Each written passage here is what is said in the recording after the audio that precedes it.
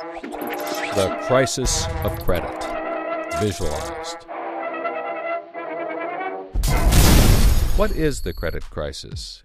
It's a worldwide financial fiasco involving terms you've probably heard like subprime mortgages, collateralized debt obligations, frozen credit markets, and credit default swaps. Who's affected? Everyone. How did it happen? Here's how. The credit crisis brings two groups of people together, homeowners and investors. Homeowners represent their mortgages, and investors represent their money. These mortgages represent houses, and this money represents large institutions like pension funds, insurance companies, sovereign funds, mutual funds, etc. These groups are brought together through the financial system, a bunch of banks and brokers commonly known as Wall Street. While it may not seem like it, these banks on Wall Street are closely connected to these houses on Main Street. To understand how, let's start at the beginning. Years ago, the investors are sitting on their pile of money, looking for a good investment to turn into more money. Traditionally, they go to the U.S. Federal Reserve, where they buy treasury bills, believed to be the safest investment. But in the wake of the dot-com bust in September 11th, Federal Reserve Chairman Alan Greenspan lowers interest rates to only 1% to keep the economy strong. 1% is a very low return on investment, so the investors say, no thanks. On the flip side, this means banks on Wall Street can borrow from the Fed for only 1%. Add to that general surpluses from Japan, China, and the Middle East, and there's an abundance of cheap credit. This makes borrowing money easy for banks and causes them to go crazy with leverage. Leverage is borrowing money to amplify the outcome of a deal. Here's how it works. In a normal deal, someone with $10,000 buys a box for $10,000. He then sells it to someone else for $11,000. For a $1,000 profit, a good deal. But using leverage, someone with $10,000 would go borrow $990,000 more dollars, giving him $1 million in hand. Then he goes and buys 100 boxes with his $1 million and sells them to someone else for $1,100,000. Then he pays back his $990,000 plus $10,000 in interest. And after his initial $10,000, he's left with a $90,000 profit versus the other guy's $1,000. Leverage turns good deals into great deals. This is a major way banks make their money. So Wall Street takes out a ton of credit, makes great deals, and grows tremendously rich, and then pays it back. The investors see this and want a piece of the action, and this gives Wall Street an idea. They can connect the investors to the homeowners through mortgages. Here's how it works. A family wants a house, so they save for a down payment and contact a mortgage broker. The mortgage broker connects the family to a lender who gives them a mortgage. The broker makes a nice commission. The family buys a house and becomes homeowners. This is great for them because housing prices have been rising practically forever. Everything works out nicely.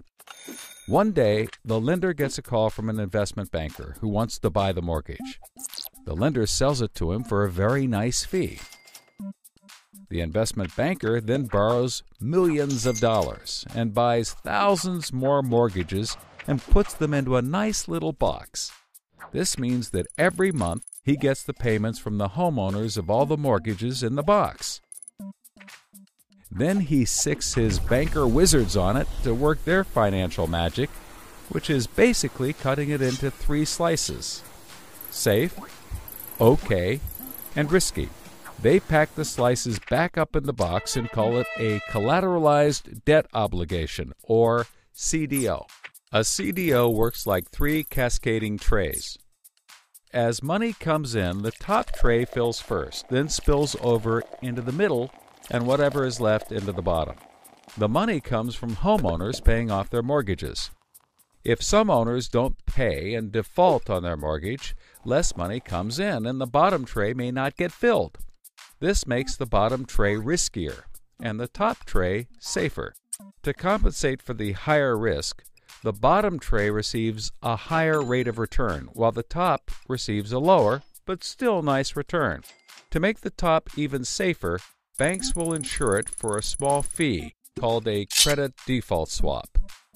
The banks do all of this work so that credit rating agencies will stamp the top slice as a safe AAA rated investment, the highest, safest rating there is. The OK slice is BBB, still pretty good, and they don't bother to rate the risky slice.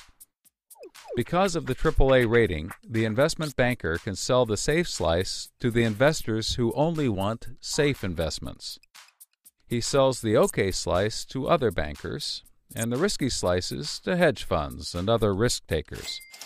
The investment banker makes millions. He then repays his loans. Finally, the investors have found a good investment for their money, much better than the 1% Treasury bills. They're so pleased they want more CDO slices. So the investment banker calls up the lender, wanting more mortgages. The lender calls up the broker for more homeowners, but the broker can't find anyone. Everyone that qualifies for a mortgage already has one, but they have an idea.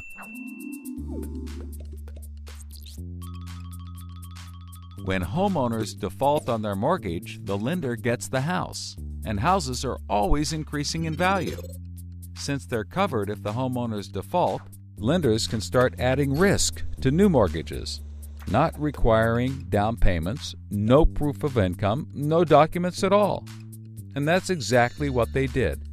So instead of lending to responsible homeowners, called prime mortgages, they started to get some that were, well, less responsible.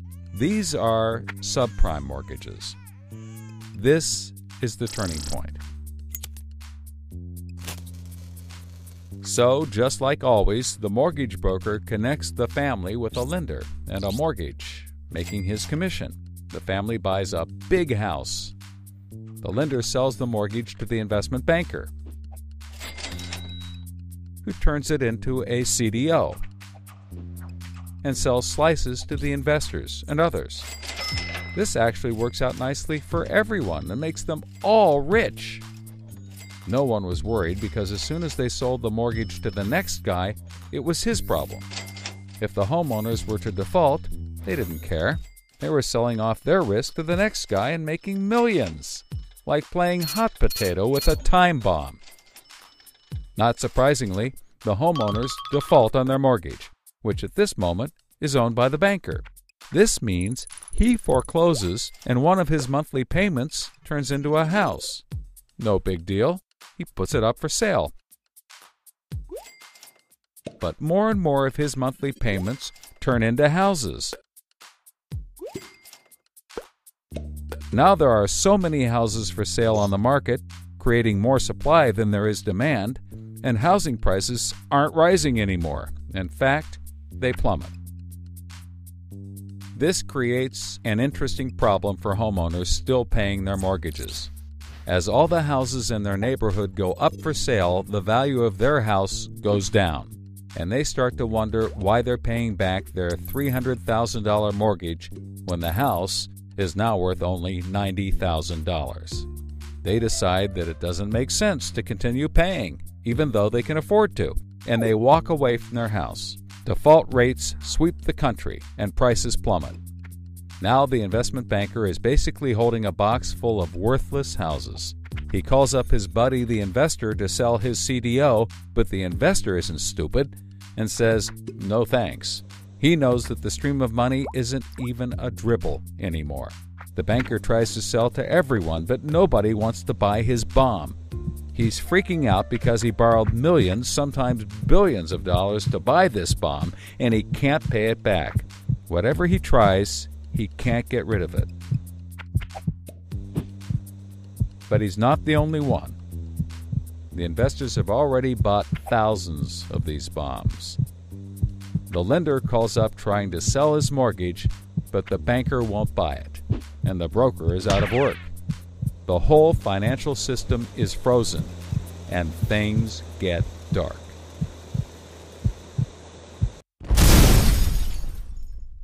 Everybody starts going bankrupt.